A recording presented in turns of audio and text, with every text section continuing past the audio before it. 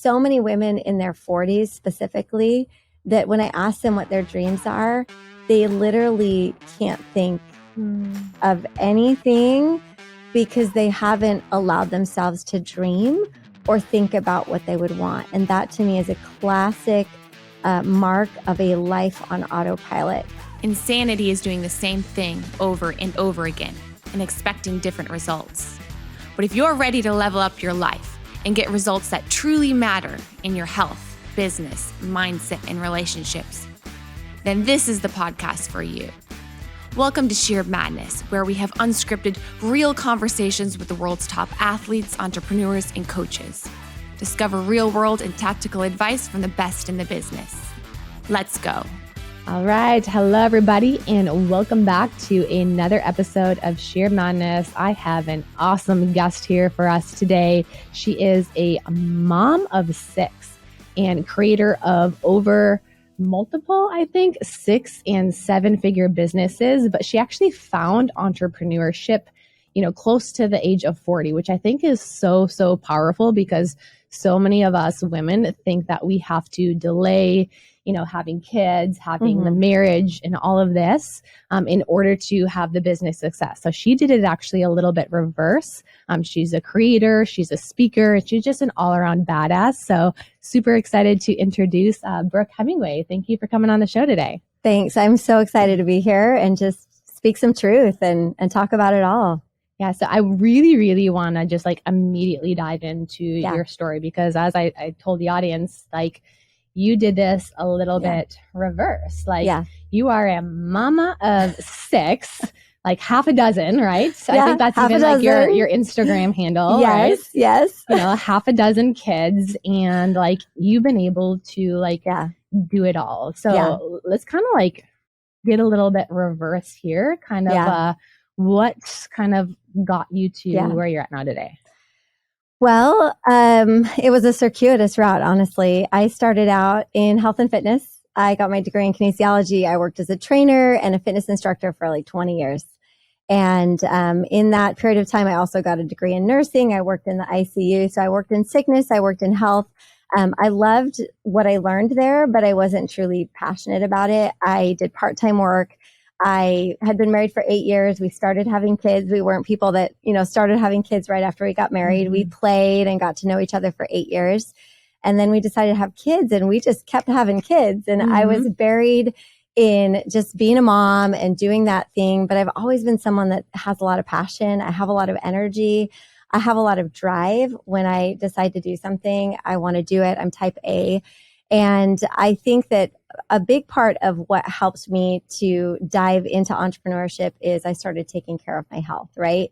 And I turned my health around. And once I felt better physically, I was able to awaken those passions and desires and find myself again. So I think that was part of it is figuring out okay, I love my kids. I love being a mom, but it wasn't everything that I thought it would be cracked up to be. I love them so much, but there was this part of me that was unfulfilled. And I was able to find that creativity through entrepreneurship. It was messy. It was hard. I started after the birth of my 5th. So I had 5 kids, 11 and under. And I just started down this path, not really knowing what I was doing, but knowing that I needed something else besides being home with my kids. And I think a lot of women feel really bad for that. And, if you're married to someone and you can tell that they're kind of, unfulfilled or, they're not dreaming, they're not alive, it's probably because there's a part of them that while they love their family and their kids, they're not 100% fulfilled. And I always felt bad about that. But eventually I realized, you know what, it's okay. I can love my kids and I can have a career. I can love my family and my husband and I can have dreams and goals. And so I just kind of stumbled into it about 6.5 years ago, and it's been so fun. And it's fulfilled a different side of me that being a mom didn't, but it's been messy. It's been hard to figure it out. But I like to be an example to people because you're right. So many people think I have to put off being a mom or it's not responsible. In fact, I remember reading an article in People magazine by a designer who's much, much older. And she said that she had decided not to have any children because she felt like you couldn't have a career and be a mother, and that it wouldn't be fair to the kids. And I read that and it was kind of like fumes coming out my head, because I was like, that is such a lie. Like, my kids have benefited so much from me having a career and being an entrepreneur. And we might get more into that, but my kids have grown so much. They are entrepreneurial themselves. They're driven. They love seeing me succeed. And through what I've done, I've been able to bring my husband home. So I believe that it's a lie that you have to pick one or the other. I believe that is that's not the truth anymore, that you can have it all. You can be a mom if you want to. You can have a career. You can be a wife. You can be all the things. So I think that's so powerful. And that's actually like one of the big reasons why I wanted to have you on the show, for like women to really hear that, because I think even for myself too, like I've had that kind of a mindset. Like, I'm 29 years old. I'm like, you know, growing my business. I'm hustling. But like, I've had the fear for the longest time of like, even like, I can't get into a relationship, nonetheless, like have kids and do all of this. So like, I know for myself, like to hear your story of like, I'm a mama of 6. I have an incredible relationship and a marriage, like at least from like what I can see on the outside, like it seems like you and your husband have just like such a beautiful full marriage. And I feel like I read people's energy like very, very well. You can kind of tell when it's like, okay, they're just kind of putting on a front, but they're like, or they're just like super excited to like show off their person and show off their family. And like, I sense so much of that from you, like through the content and also just having conversations with you, outside of like podcasting and things like that. So I think that's just like such a powerful statement. Like, you can have it all. And, for a lot of women and men too, but I think just the majority of women, it's like, either my identity is just being a mom. And that's all that I am. I'm just a mom. I am a caretaker. This is all that I can do. Or I'm an entrepreneur. I'm running a business, and this is my identity. Babe. I'm a boss babe. And it's like, yes, I can have all of those different identities. And, I know for myself too, like before I even gotten into entrepreneurship, I was in a 5.5-year relationship, and I felt so empty in that, because I didn't really feel like I had this sense of like my own autonomy, my own purpose. I felt like I was kind of like, even though I didn't have kids yet, like I was that like caretaker, just taking care of the home, the homemaker. And I needed something like for myself, something to be excited about, something to really feel like I was pursuing it, with everything. So I love that. Like you've done it a little bit of reverse, but also too, I will say, sometimes people then like they have, let's say like the family, and they start the business, and then they're like, they put everything then on that. And I think it's because of that story that they're telling themselves, right? Of like, I can't have both. It's a story. So then they ruin the marriage. They sabotage in a lot of different ways. Because they're just like hyper focused on like one specific area. That's a big problem. I definitely want to dive into like how you balance it all. But before we like dive into that, I also know like you had a low point though. Before you even really like got to the point of, I think, like building the business and all of that. Tell me a little bit about that. So I would say for me, a lot of my story from the time I was like 16, right? I'll be, I'm in my mid 40s, not a spring chicken, but from the time I was 16, I really struggled a lot with anxiety, depression. My parents got divorced when I was a teenager. I was a really sensitive kid. I think a lot of people are. And I had good parents. My parents weren't bad parents. There were just problems, and they ended up separating, but that had an impact on me. And I started to have a lot more anxiety, depression. And then as I got married, I still experienced that. Our first few years of marriage, my husband was in med school, and then he was a resident, and I spent a lot of time alone. I just remember feeling a lot of loneliness, sadness, depression, anxiety. I had a great husband, but he was so preoccupied with all of that. So spent a lot of time by myself, then started having kids after 8 years and experienced the postpartum, depression and anxiety and those things that so many women struggle with and experience, but it's not really talked about, or it's supposed to be the happiest time of your life, but like literally you can hardly get out of bed, right? And so that's what I experienced. And I never would have pictured myself being someone that was happy as fulfilled as I am, as excited as I am about life, if I look at myself, 7 years ago, because that's not where I was 7 years ago. I just given birth to my fifth, and my life was just characterized by a roller coaster, like up and down emotionally. And I had lost track of taking care of myself. I had lost track of basic things that I knew I needed to do: get enough sleep, move my body, like put good foods into my body, all those things that when you're in the thick of whether it's a business project and growing a business, because people do this when they grow a business, right? They totally let everything go. Or you're in the middle of having kids, like you just kind of lose yourself. And that's what I'd done, and losing myself emotionally through the depression, anxiety, and then physically through letting some habits go. I really was just kind of an empty shell. Like I was just kind of numbing out, going through the days, watching TV, scrolling social media, the things that a lot of people do. And I never, ever even had any idea about entrepreneurship or creativity or building things or creating things. And I don't think I would have had that spark had I not started to take care of myself. Again, right? We kind of talked about this, how I feel like health is so foundational. And I know you agree with this, is that you have to prioritize your health. Like it is not an expense. It's an investment. And that doesn't mean just financial, like it's a time investment. And so I bought myself a treadmill, and the kids would go to bed, and it'd be 9 o'clock at night and I'd be on the treadmill, right? And I got some dumbbells, and I was like, okay, I'm going to start taking care of myself. I'm going to start doing the things that I need to do so I can feel like a human again. And so taking care of yourself, that self-care bit, when you struggle with anxiety, depression, or you don't have a lot of vision or dreams or goals or hope for your life, I think it really starts with physically taking care of yourself. And as I started taking care of myself physically and doing some different things to do that, I felt like I started to kind of like wake up and, wake up to myself and start to have ideas and creativity and more zest for life than before when I was just surviving, Would you say part of like what brought on the anxiety and the depression and that low point for you is like not feeling like you had that sense of like excitement and purpose with everything? Or what do you feel like brought that on? I mean, I feel like it started out with just feeling I think a lot of people feel really lonely. Like a lot of people feel alone in this world. And I think especially even after 2020, like so many people feel alone.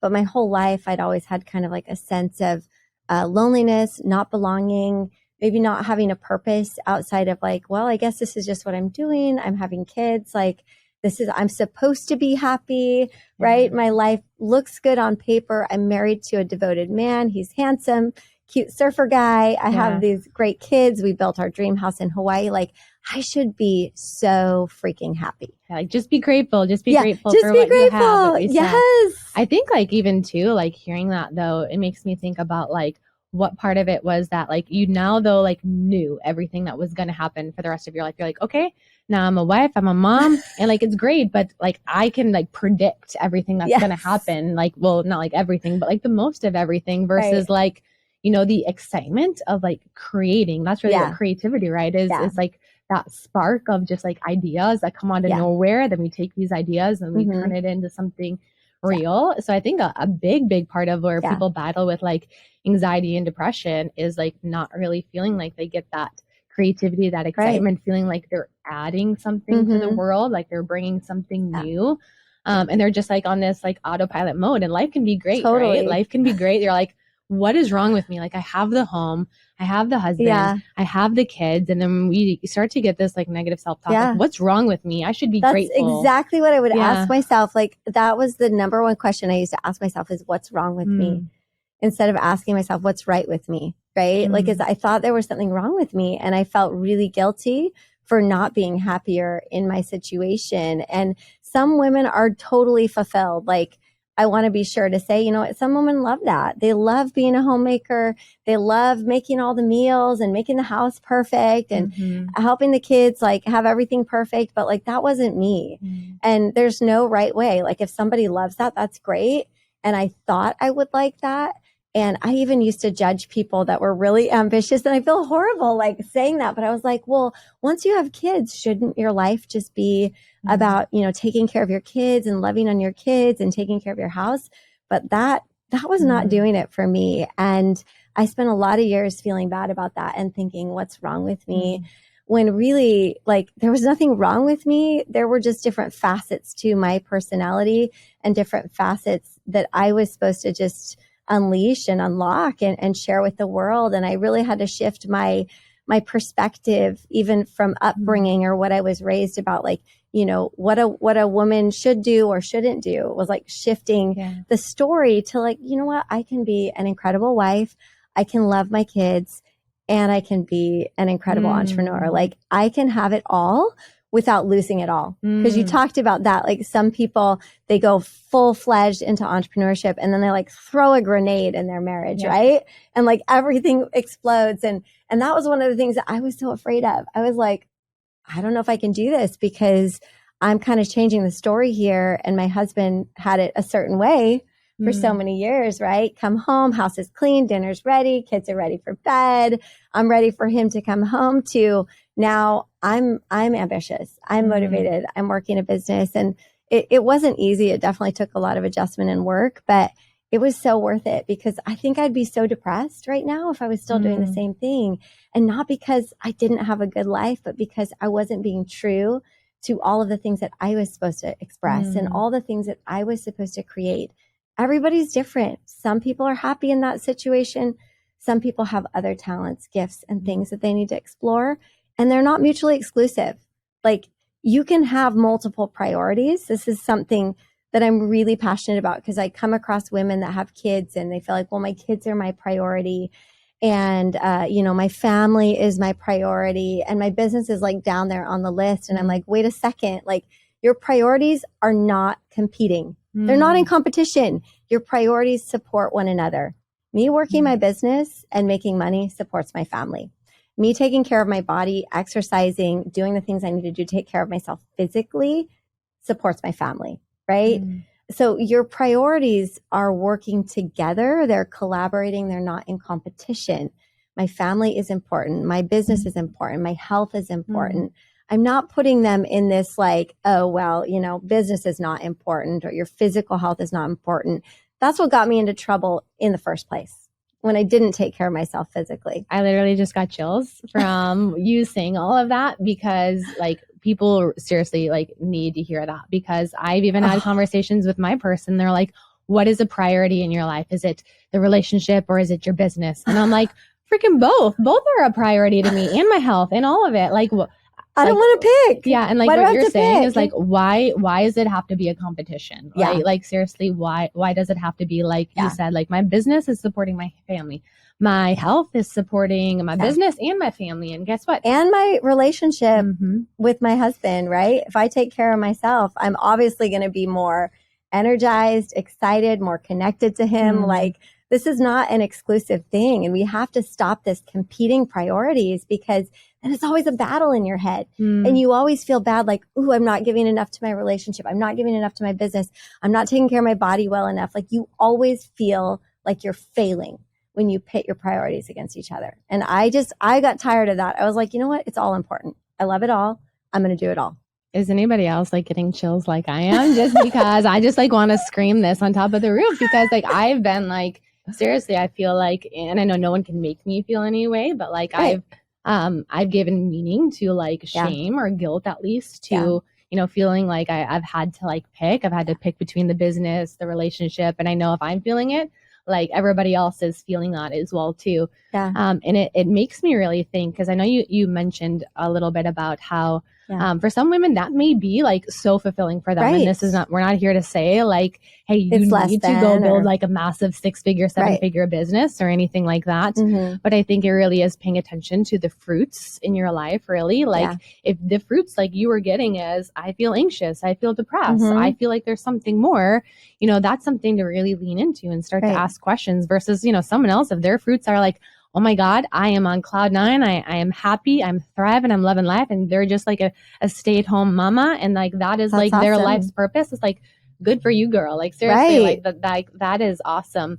But what it really makes me like think about is just like where gratitude can almost become a negative in a little bit of a way. Because I'm all for gratitude, like finding the gratitude in life and everything, you know.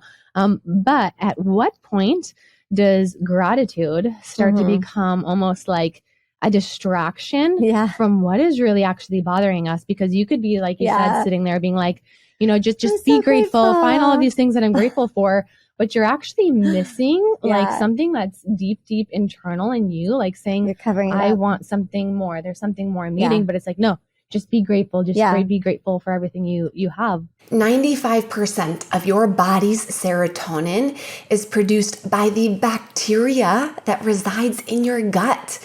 And this explains why when my gut was a wreck, or when clients come to work with me at Rachel Scheer Nutrition, they don't just suffer from things like bloating, constipation, diarrhea, but they also have symptoms of anxiety, depression, and brain fog, because our gut and our brain are highly interconnected. And as Hippocrates says, all disease begins and ends in the gut. And this is the exact reason why I am so passionate about taking a functional, root cause-based approach for any chronic health condition, gut issues, mental health illness, autoimmune conditions, stubborn weight loss, you name it. Me and my team do a comprehensive analysis looking at all these different systems so we can test instead of just guess, and then develop a customized nutrition plan and protocol to address these root causes and imbalances in the body and restore function. If you want to book a free 30-minute call with anyone from my team, click the link in the show notes or visit rachelscheer.com. It's like guilted gratitude, right? That's what I would call it, is guilted gratitude, when you are guilting yourself into forcing yourself to feel gratitude instead of actually feeling what you're feeling. And I think a lot of us, especially as women, we guilt ourselves into gratitude. And, you know, here's what happens in that situation. I've spent a lot of time thinking about this because I've been married for 24 years. Okay. Dang. Yeah, we've been together for 25 years and married 24 years. He married a baby. That's what I tell everybody. But we grew up together, right? And here's what I think happens is when women lie to themselves and they guilt themselves into being grateful, and they don't really let themselves feel and create the way that they want to, or go beyond motherhood and their marriage into other avenues, they end up sort of dying inside. And I think it creates, honestly, a lot of problems in relationships. I think that one of the beautiful things about entrepreneurship that I've noticed in our relationship is that, you know, because I have something else that I'm passionate about and that I love, I'm not looking at my discontent like and putting all that energy into my marriage or into my family. Like, make me happy. Make me happy. It's not like he's the only source or my kids are the only source of my happiness. I know I can go out and create, and nobody is responsible for my happiness. And if something's off, I'm not just blaming it on my marriage. I'm not just blaming it on my kids, because I have a creative outlet. And I'm really being true to myself. And I feel like there's honestly so much like built up resentment and unfulfilledness, if that's even a word, that a lot of women have, that they kind of go dead and they kind of go numb in their marriage. And what does that do to passion? What does that do to connection? Right? I love the song, Andy Grammer's song, Fresh Eyes. I don't know if you know that song, but he's talking about his woman and he's like, damn, you look good. I feel like I'm seeing you for the first time. And I feel like through the process of me like waking up, and also my husband is now in entrepreneurship, that we see each other in a different way. And like the energy, the sparks, the passion, the mutual respect, and like the waking up, so to speak, in our relationship, from me being true to like, hey, you know what? I love our family. I love our kids, but I also feel called to do these things, has taken away the resentment that was in the relationship that I shouldn't have had anyhow, because it wasn't his fault that I was staying home with the kids, right? It wasn't his fault that I wasn't pursuing other things. I had made that choice for 18 years. And when I woke up and I decided to make that choice, the resentment started to move its way out of our relationship and make way for a purer relationship where we're more awake, alive, and in love with each other than we've ever been. And I honestly, like how many people do you know that have been married for 24 years that can say we're more in love, we're more attracted to each other, we are rooting for each other in a different way? Most people 24 years into their marriage are freaking asleep. Like, why do you think that is though? Because like one of the things I'm hearing you say is like that part of like that growth on your own end, like individually, and like being able to like see your person with new eyes, like, right? Yeah. Like everyone's like, I'm bored, I'm over this person. But like that excitement comes from like, oh, this is new. This is something like I haven't seen before. Like, and that excitement, like you're continuously like over the last 25 years that you've been with your husband, like, you know, there was that period where maybe you felt like you weren't really growing anymore. Yeah. And then we start to just like make assumptions like this is just who they are. And we put our person in this box. Like this is who my person is, which, you know, this is where it's like we have to take that ownership. Like, okay, I want to be happy. I need to grow. I need to have my own sense of autonomy. And then our person's like, hey, who is this? This is somebody new. Like I haven't seen this before. I know. And sometimes it's good, but sometimes it's also hard, right? And I even wrote about this morning. It's like, you know, it's good and where it is right now, but it took work to get to here. What's been the hardest part? I think the hardest part in relationship and growing and like going from being like a certain person in a box, like you described, is like, okay, now I'm getting out of the box and I'm going over here and I'm going to do this thing. And they get used to, just like you get in the rut of your normal routines and like, oh, this is just what I do. I make dinner. I take care of the kids. I do the grocery shopping. I'm like this traditional stay-at-home mom. And they get used to that. And then you're changing the rules and you're like writing a new agreement. And it's not like you ever signed an agreement that was like, I will stay home and make dinner. Like the unwritten agreements, though. It's an unwritten agreement and an unwritten understanding that that's what I did. And not because he's a chauvinist pig or was ever like, this is what you have to do. My husband isn't like that at all, right? Even though we lived very traditionally, he's always been supportive of me. But we had fallen into like, hey, this is our agreement. This is what I do. This is what you do. You go work in the ER 80 hours a week. I do the kid and the mom thing. And when I was shifting that, it's like I was introducing a new agreement and he's like, wait a second. Like I was changing the terms and he wasn't trying to stop me, but there was some adjustment where it was like, wait a second, like, you need me to do this? Like you need me to come home and help you with this? And I was like, yeah, like if I'm going to grow this business, I can't do everything on my own anymore. And we're going to have to shift some things. And it took some adjustment and it wasn't always easy. We've had some periods over the last 6 years where, you know, there've been disagreements, there've been fights. There was a blow up one time 4 years ago that it was like, okay, we got to have a real talk about this and find real solutions. And so it was worth it. I just feel like when you're in that place of shifting into something new, especially if you're in a committed relationship, patience is so important. Patience, commitment, and communication. Like we had a lot of patience with each other. We communicated a lot and we're very committed. And because we communicated a lot, we had patience with the change. Now we're in this place where we fully like, you know, my husband's like, yeah, go do that thing. And I'm like, yeah, I go do that thing. And we have each other's back and we support each other. But like, listen, it's not going to be easy. If you're changing the agreement, there's going to be a lot of discussion. There's going to be a lot of negotiation. There's going to be a lot of patience required and getting used to the new normal to now where it's like totally seamless. My husband probably does a better job of mothering our kids than I do, which is really kind of wild how things have played out. But yeah, I would say patience and also dropping your demands and expectations. Okay. I've heard this statement before, have high expectations of self and low expectations of your person. Yeah, because our expectations are what let us down, right? So we have this expectation that all of a sudden they're going to jump in, they're just going to take over and they're going to support us. And why aren't they doing that? And then we start demanding it. And it's this like different kind of energy that's really off-putting, I think, to a man, honestly, like demanding and expectations. They're just like, whoa, that rebellious teenager side of them is like, I'm not doing that. Yeah. You know, and so instead it's kind of like what I did is I just sort of did my thing. I just did my thing and I worked on growing myself personally. Without demanding. And saying, without like, demanding. Support me, do this. No, like, or read this book or listen to this podcast or you need to do this or you need to do that. I was like, I'm going to do my thing. I'm going to work on myself. I have a lot of garbage to work through. I have a lot of personal growth to do. I feel passionate about my business. I know I'm supposed to do this. I can't make him know that for me. I know it for myself. So I'm not going to be mad at him. I'm not going to punish him. I'm not going to demand, because we do these things as women. We punish, right? Yep. We have this ability to punish. And I was like, I'm not going to punish him. I'm not going to demand. I'm just going to do my thing with quiet confidence. And ultimately, he started coming around like, hey, what are you doing? What are you reading? What are you listening to?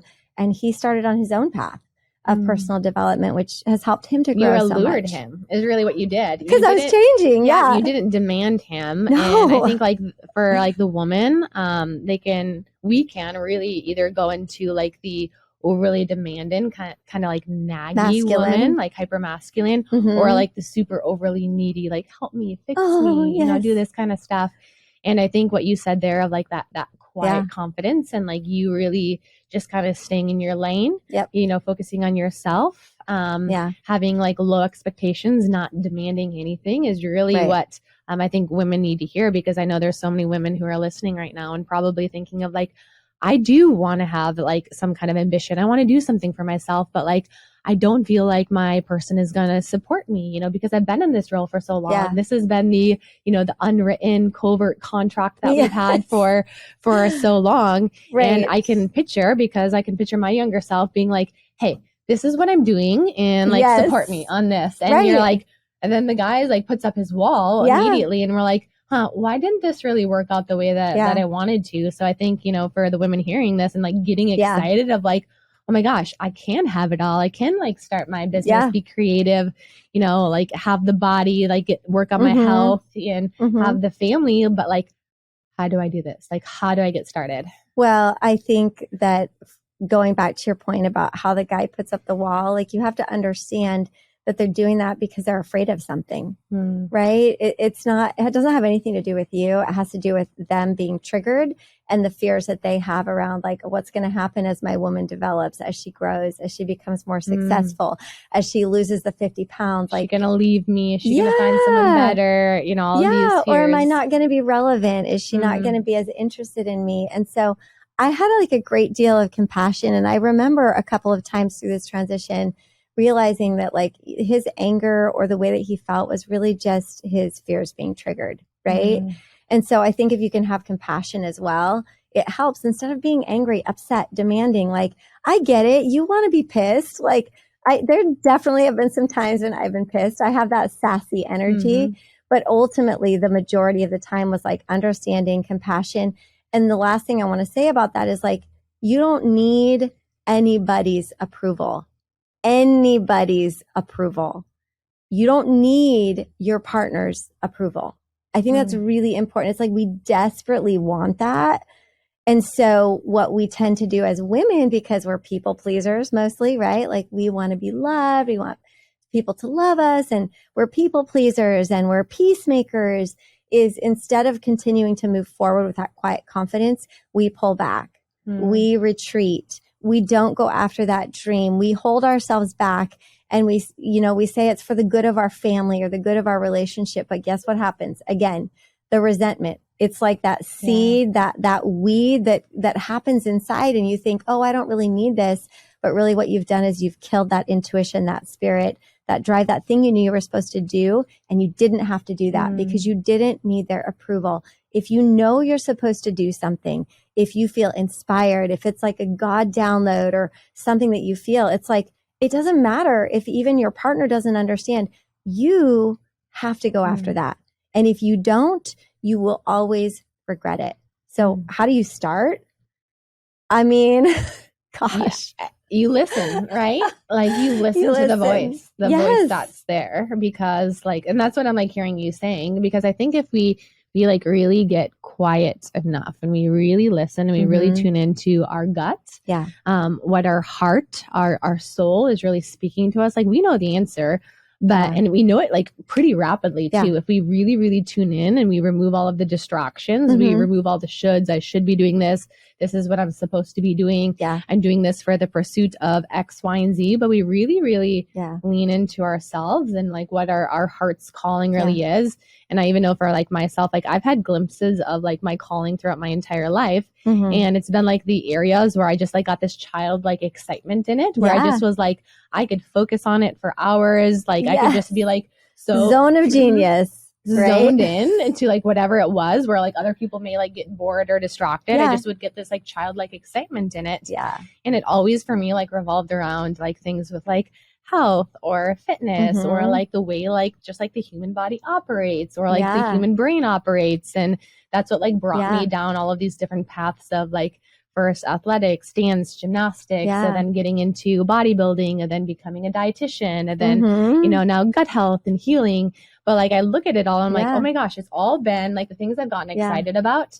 It's all been kind of connected in a way, but there's been like these different routes. But I think if I was really able to like tune in and pay attention and all of those things, I got this like childlike excitement. And I think, you know, we have that when we're younger, right? Like a little kid will so easily like, there's something they're excited about. They'll be like, ooh, ooh, ooh. And then they'll be so in it. And then they'll be like, okay, on to the next thing. Whatever they're like excited about next with everything that we're doing. I have 6 of those that do that. And it's beautiful. And as we get older, but then all of the other stuff like just starts to mask it, right? Like all of the shoulds, all of life. And we're just like, the trauma. This way only. So I think part of it is like really slowing down, like tuning in, like really like even like looking back, like what were things like I used to get so excited about, like, and get that like childlike excitement in with the kid, because I think those are, you know, guiding points, pointing us in a certain direction. I think they're all connected to each other. I'm actually reading a book right now called Mastery by Robert Greene. I'm not sure if you've heard of it before. I haven't. But it's about really finding your life's task. And it's not about like, this is it, but it's really about that, like leaning into like those golden threads and like following this until you get like that kid who like is like, ooh, I want to go this way. And then I want to go this way. The flow, like being willing to adjust. And I think that my life has been kind of a circuitous route, right? It's like, I actually started out as a voice major. I wanted to sing on Broadway. Oh, wow. That's what I wanted to do. I had this gorgeous soprano voice years ago, and I studied music a couple years in college. And then I decided that's not practical. That wouldn't be a practical thing for a mom to do. And I was already thinking ahead. The shoulding when I was like 20. I was like, well, I mean, that wouldn't really be practical. So I got my degree in, you know, kinesiology, and I went the fitness route, which I loved because I loved inspiring people to live healthy. It's been such a blessing in my life as far as like mental health, physical health. And so I did that. But then again, I thought, well, that's not practical. I should do something more practical. It's like that practical side of my brain that's not the child side. That's like, go into this box, do what's responsible for a woman, for somebody that's going to have a family, even though I didn't have a family at the time. So I went back to nursing school, worked in sickness, hated it. Honestly, like I only liked it the first year. And then after that, it was just sucking the life out of me. And I have a lot of respect for medicine, but it wasn't my zone of genius. Like you were talking about, it wasn't my joy. And then coming back around to health and fitness and health and wellness. But I think to your point, it's like seeking clarity, right? Seeking clarity at every step, and seeking clarity requires that you stop buffering. You stop filling your life with noise all of the time, and you make white space, and you go ahead and allow your mind to wander and your thoughts to wander to, what if I could do this? And what do I love to do? I meet so many women, I can't even tell you, almost makes me want to cry. Like so many women in their 40s specifically, that when I ask them what their dreams are, they literally can't think of anything, because they haven't allowed themselves to dream or think about what they would want. And that to me is a classic mark of a life on autopilot. And so how do we start dreaming? I think to your point, we go back to, well, what did I love when I was a child? What did I love when I was a teenager? What did I love when I was 20? What elements of that can I bring into my life now? Right? It's never too late. You're never too old. You've never passed that expiration date.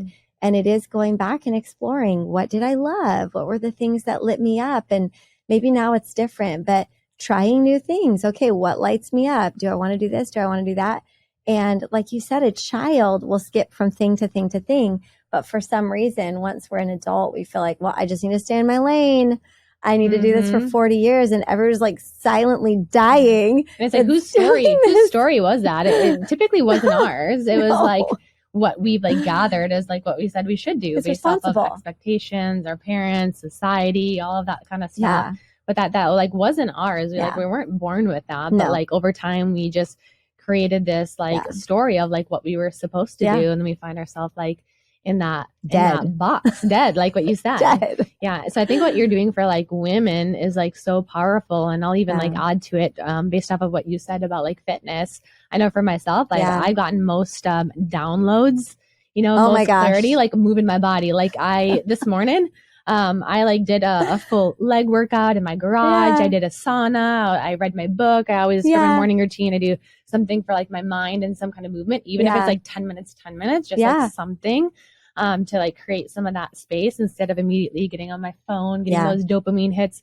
Because I've done that before. And when I do it, I immediately like, I'm distracted. Ruins your mood too. My mood's ruined and I'm just like distracted for the day. But so much of like my clarity is when I've like been doing something good for my body. Like I've been working out, I've been in movement, and I like have literally been like at the gym one time, or like many times, not one time, and like got like an entire like podcast thing I wanted to talk about, or, you know, some kind of like post or content or something I wanted to add to my book that I'm going to write one day. Yes. And I'll just, I hope you're writing now. I am. I'm writing it every single day. Okay, good. All over the place. But I'll like get all of this in my workouts, and then I'll like put it in my notes on my phone. And it always happens during that time. I know from like my like brain of like how things operate, like we're getting more blood flow to different parts of our body. But I think, you know, it's like doing those two things together. It's like really getting clear, like slowing down, paying attention, you know, looking back at the things that like we used to get that childlike excitement, like following it, detouring as needed. But then also like take care of yourself, like move your body. Oh my gosh. You know, choose foods that love you back. And I know one thing you and I connected a lot about outside of like fitness and entrepreneurship really was gut health even too, because you've shared with me like for your healing journey as well, like working on your gut health was a huge part of that, right? A huge part. I mean, I feel like similar to you, when I'm in a state of health and when I'm moving, that's when I get downloads. And somebody asked me just last week, what's your top tip for success? And literally the first thing that blurted out of my mouth was I move my body every day and I take care of my body. Like this physical vessel is what carries you through life, right? And if you're not taking care of the vessel, which starts from the very inside, your gut health and your hormones and your musculature and what you do with your body, if you're not taking care of your body, you're not going to have the energy. You're not going to have the stamina. You're not going to have the downloads. And similar to you, like I believe it starts on the inside. And, you know, it's kind of funny because like in our house, we used to be so Western medicine. And my husband as well. Yeah. Like I remember when I started learning about gut health and I was like, oh, we're going to change the way we eat and we're going to take probiotics and we're going to do all this stuff. He like literally laughed about it. Like he was not, you know, they learn maybe 2 hours of nutrition in med school and it's not their fault. They just don't have the education and they don't learn about the microbiome and all of those things. But as I learned about it, I could totally see the connection between what was going on with my bloating and my digestion and like the different things that were going on in my tummy and the way that I felt, all that anxiety and depression. And so the interesting thing is when I went to college, you know, about 20 years ago, got my degree in kinesiology, they taught us that 100 calories of Oreos was like the same as 100 calories of broccoli, which seems like insanity now, but it was really that teaching of calories in equals calories out. And so I had this belief in my mind that I could eat whatever and it didn't matter because it was just about calories. And so I didn't have great eating habits. I was like a lot of people. I had a candy cabinet. I had the Swedish fish. I had the mini Twixes. I had all the sweets. And I don't know about you, but I know a lot of people that are in fitness that have terrible eating habits. Like 100%. Like that's what like led to my downfall of like all of my gut issues, Yes. along with like a couple of other things like Right. physical stress, emotional Yeah. stuff with it all. But I've actually was literally just talking about, and one of the big reasons why I created my gut health repair program is because right now there's like this massive gap, in my opinion, between the fitness world, which is like eat less, work out more, just count your macros, you know, and just pay attention to that.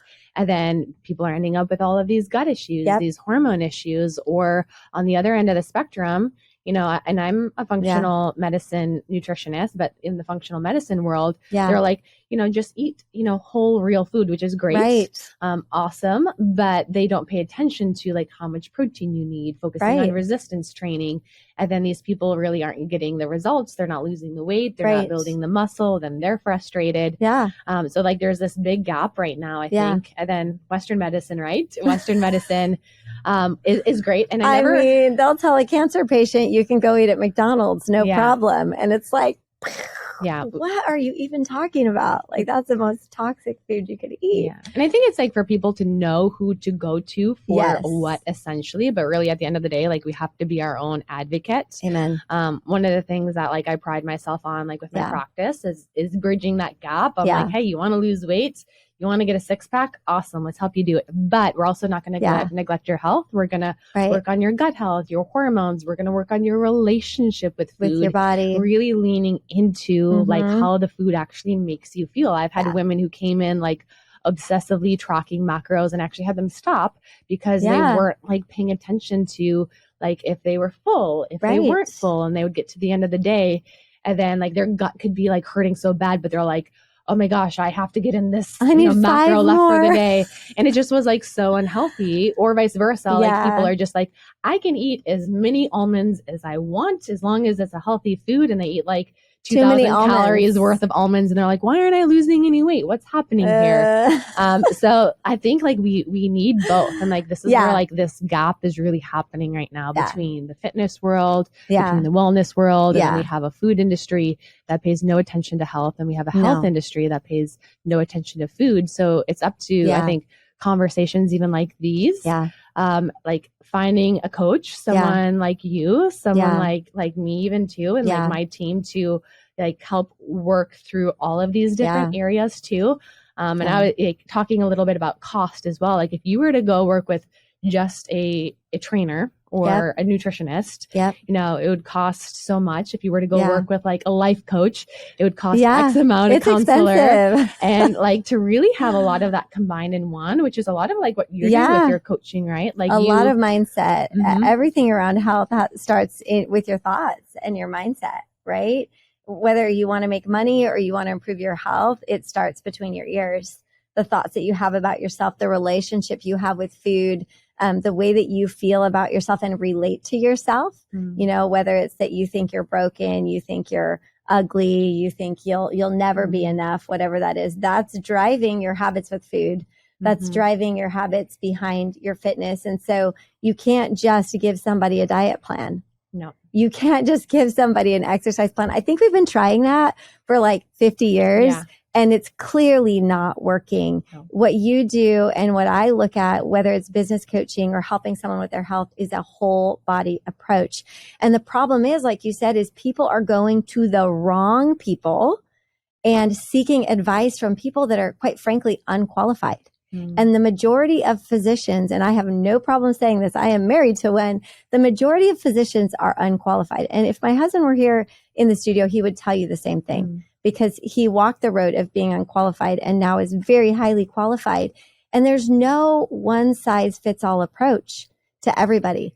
And see, you might find somebody that's obsessively like, no, the only thing to do is count macros, or no, the only thing to do is be vegan, or no, you need to go carnivore. Like everybody's got their niche of like black and white. This is what you do. And we've talked about this a lot in our house from, you know, our philosophy, and what we believe is like, there's no one right way for everyone to eat, because everybody has different sensitivities. We all have a different gut microbiome. We are not carbon copies and we're not robots. And so I love that you help people pay attention to, how do you feel when you eat that food? What does that food do to your body? Because it's not the same for everybody. Broccoli might grossly like bloat some people, but be great for other people. You know, chicken might settle well, or steak might settle well for some people, but not settle well for other people, you know? And so it is not a one size fits all. And that mindfulness and paying attention to your body and what works for your body. I'm now so much more in tune with my body since I started working in this way. Like, I know if I eat something, even though I've done a lot of work on my gut, like there are certain things that just don't agree, that I know if I eat it in 30 minutes, I'm going to be in the bathroom, or I'm going to go home that night and I'm going to be bloated. And so that's just being in tune with your body and realizing like, hey, I'm not like so-and-so. I can't eat how they can eat. And I'm not a garbage disposal. And I love that you say in fitness, there is this discrepancy, because also a lot of people go to their trainer and they expect their trainer to know how to teach them how to eat. And I know when I got certified as a personal trainer and when I got my degree in kinesiology, guess how much nutrition experience I had? I'm sure very minimal. Yeah. Very little. Like, I was not qualified. I wasn't a functional nutrition coach. I didn't have any of those things. And so it would basically be like calories and looking at your protein and fat, but not really having the education. So I think what you do is incredible, because you look at the whole person and you don't have one way. Like, you're not like, everybody must do it the Rachel Scheer way, and like everybody must eat chicken 3 meals a day or whatever it is, because we are so unique. Our microbiome is so unique.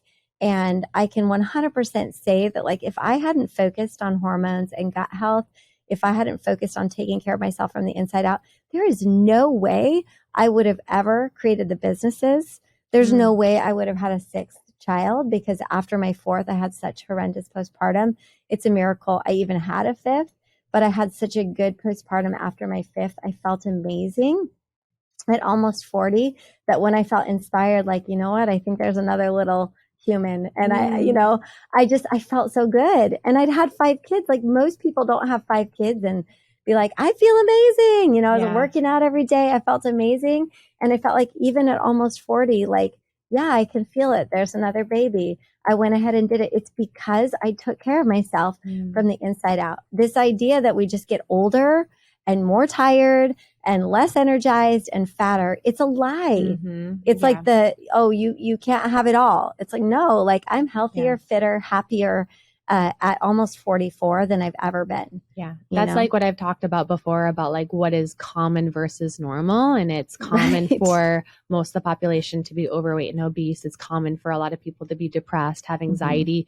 It's common for a lot of people to have irritable bowel syndrome. You know, for every 3 people, 2 of those are women who have irritable bowel syndrome. But just because something is common, it doesn't mean that it's normal. Amen. It doesn't mean like you have to age and get fat and have all of these issues. You can't build the business. And I love what you said about how the gut is actually also connected to your ability to have a healthy pregnancy, have a healthy baby, also connected to the business, because I've talked so much about the gut brain connection, the gut skin connection. Oh my gosh, and now I can actually talk about the gut business connection, and the gut like pregnancy connection, and all of those different things. And I think it's really powerful to even hear, like, because I worked on my gut health, because I did all of the self-care, like, I was thriving after like my 6th baby, and I was like your 5th baby, then you were like, I think I got another one in there. Like, how cool. At almost 40. Yeah.